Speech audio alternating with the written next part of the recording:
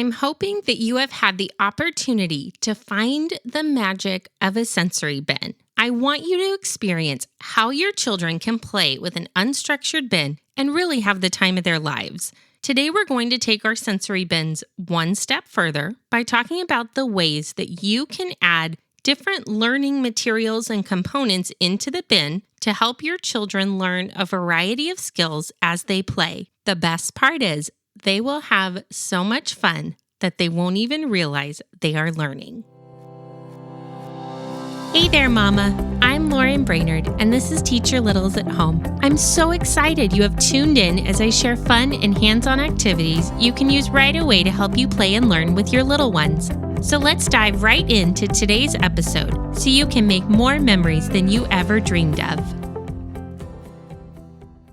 Today we are finishing up our 4-part series on sensory bins, and my hope is that by now you have tried some different sensory bin fillers, put together some different types of bins in your home, and found what your children have really liked. This way, when we take our bins a step further by adding in some different learning materials, you already have an idea of the types of things they are drawn to. So when you tried out your first bin, or if you haven't yet, make sure to try out beans, rice, whatever stage your child is in will determine the filler. But once you determine what they like, that is when you're going to want to add in your learning materials. This way, when you present the bin to your child, you already know it's something they're going to be excited about. In case you missed the first 3 parts of our sensory bin series, I've linked those in the show notes so you can go back and listen to what sensory bins are, how to use them, and how to introduce and manage them when you are first using them with your child. So there are so many different types of skills that you can work on through the use of a sensory bin. So we're just going to quickly go through 10 of my favorite ways to use a sensory bin to learn new skills. So the first one is with a matching mat. So what I will do is create some sort of mat that I just place on the table outside of the sensory bin. You can make it as simple as just writing letters on it, writing numbers on it, whatever the skill is, and then create little cards that you put inside the bin that they can use to match it. If you are working on the alphabet, one thing that's really fun to do is take a filler like kinetic sand and fill up your bin with kinetic sand. Now, I will warn you, make sure this is extremely controlled because no one wants to find blue kinetic sand lining the rails of their outside deck after they use it. So just remember, with kinetic sand, it can be amazing as long as it is controlled and doesn't turn into what children think of like throwing snowballs. So what I do is I put the kinetic sand in the bin, and I'll add a bunch of those little alphabet magnetic letters into the bin.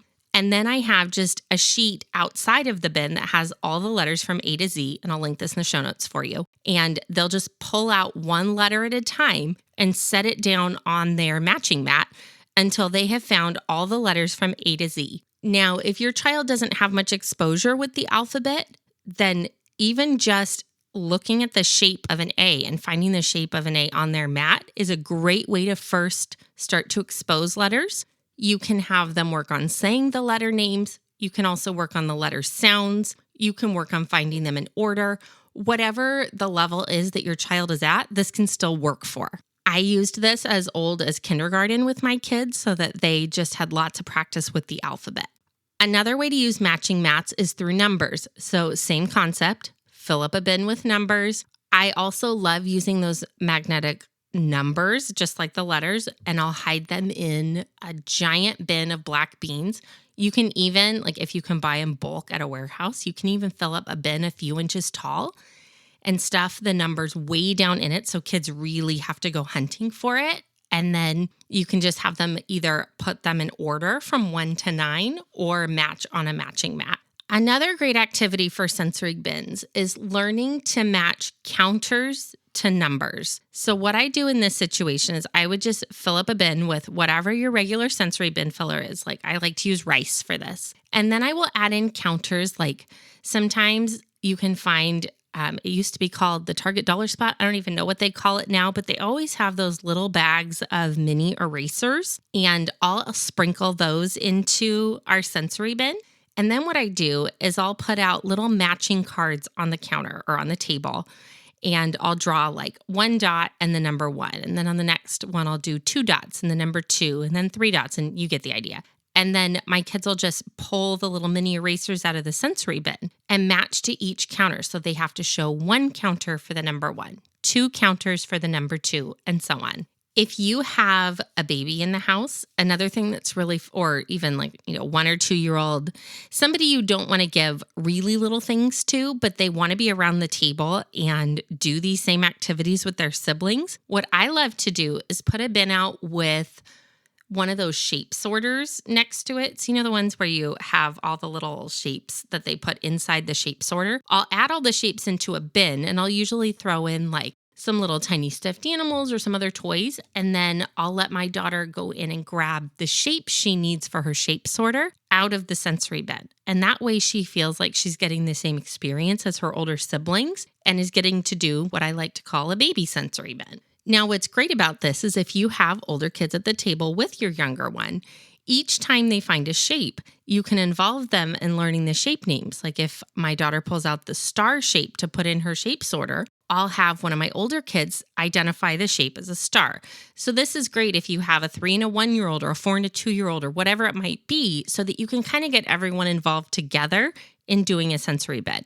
Another sensory bin that was one of our favorites was when I filled up a bin with pom-pom balls. And I also did the same thing with Fruit Loop cereal, or you could even use like the rainbow colored crackers or anything that just has a variety of colors in it. Then what you do is you set out a variety of cups. So if you have 6 different colors in your sensory bin, you'll want to put out 6 cups.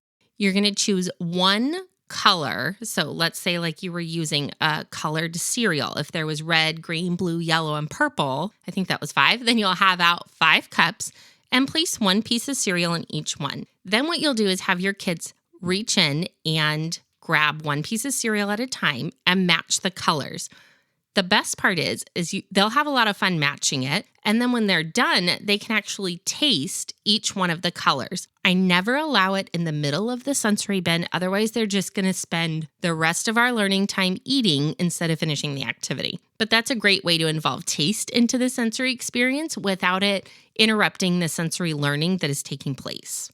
Another way I love to use our sensory bins is by either putting letters or numbers in order. So you can work on ABC order with letters, and depending on what your child is capable of, this might just be ABC in the bin and they have to put them in order. I do this a lot with numbers, and you can go all the way from 1 to 10. You could do 11 to 20. You might only be doing 1 through 3. That's where we always begin, is just 1, 2, 3. And they have to put the cards in order so that they learn that progression. And again, this just goes back to, where is your child at? What are their abilities? What are they ready for?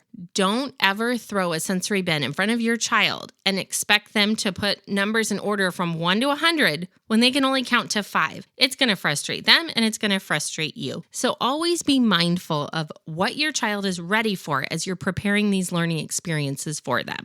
A really fun activity we do in preschool is a measurement activity where my kids learn how to follow a recipe. So what I'll do is fill up a sensory bin with red and green pom-pom balls, cinnamon sticks. I'll usually put rice kind of right on the bottom, or oats is a good one. And then what we do is we make an apple pie using our sensory bin. So if you want to get really creative, you can actually line the bottom of your sensory bin with flour. Just know that it is a little bit trickier to clean up, so make sure you're able to supervise well. But then you give them a recipe card, and on it, I always use pictures at this age because it's just easier for them. So I'll have like a number 1 with a picture of a cinnamon stick, and then 5 green pom-pom balls, and then 4 red pom-pom balls. And I'll give them a measuring cup, a measuring spoon, a bowl, a whisk, really get them excited, make them think they get to make an apple pie. And they're going to follow that recipe and they're going to add everything to the bowl. I do this a lot around the holidays because I know I'm going to need time to be in the kitchen. And this gives my kids time to really be creative and try to make something on their own. And if they make a little mistake, it's okay. That's the beauty of a sensory bin.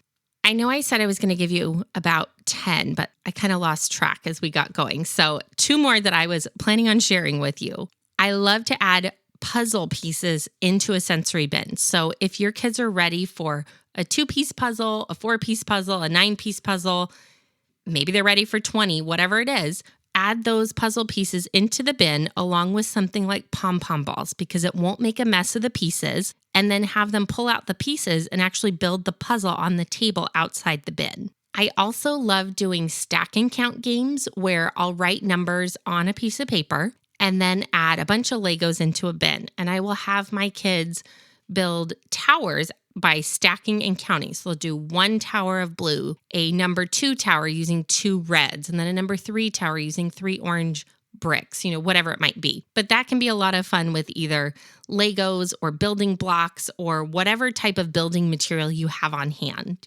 I hope this has given you lots of ideas for ways that you can use a sensory bin to help teach your little ones at home. They are so fun, so rewarding, and so much of the time I end up loving getting to play right alongside my kids as they dig into their sensory bins. If you try a sensory bin with your kids at home, I would love for you to snap a photo and post it in our Facebook community, Teach Your Littles at Home, so that we can all see the ways that you are using your academic sensory bins, your learning sensory bins, to teach your little ones. Because I have found that when we all work together and we share ideas, we can all have so much fun at home with our little ones as we learn and grow together. So much of the time, I feel so blessed because I'm seeing all of your great ideas and I find new ideas to use with my own kids too. So please take a moment if you do a sensory bin, snap that photo and share it in the group. I look forward to seeing you there, and I'll be back next week with even more fun ideas for you to do at home with your little ones. Thank you so much for tuning in to this episode of Teach Your Littles at Home. I hope you are feeling so inspired to create a new activity to do right away with your little ones. If you like listening to my mommy, will you please leave her a review? Before you head off to plan the next activity, would you mind leaving me a quick review on Apple Podcasts or wherever you are listening from? This is the only way for me to know if you're finding my tips, activities, and advice helpful, and I get so excited reading each and every review. I hope this episode has left you feeling empowered to try something new with your kids this week. And if so, would you please hit the share button and share this episode with another one of your mama friends who also wants to create activities with her little ones. I can't wait to share even more fun activities with you on our next episode. Have a wonderful rest of your day playing and making memories with your little ones.